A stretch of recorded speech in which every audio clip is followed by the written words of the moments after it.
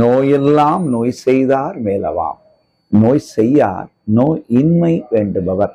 இது 320வது குறள் 32வது அதிகாரம் இன்னா செய்யாமை என்றது ரொம்ப ரொம்ப ரொம்ப முக்கியமான ஒரு அதிகாரம். பார்த்தீங்கன்னா நோய் என்றால் துன்பம். நோயெல்லாம் நோய் செய்தார் மேலவாம். யாருக்கு துன்பம் வரும் கேட்கிறார் வள்ளுவர். துன்பம் எல்லாருக்கும் தான் வரும். ஆனா இங்க குறிப்பா யாருக்கு வரும் அப்படின்னா, நோயெல்லாம் நோய் செய்தார், துன்பம் எல்லாம் துன்பம் செய்தவனையே சார். நான் ஒரு துன்பம் செய்யறேன்னா அந்த துன்பம் அவருக்கு செய்வதல்ல, அந்த துன்பம் எனக்கு தாக்கும். பூமராங் எஃபெக்ட் சொல்லுவார்கள் இல்லையா?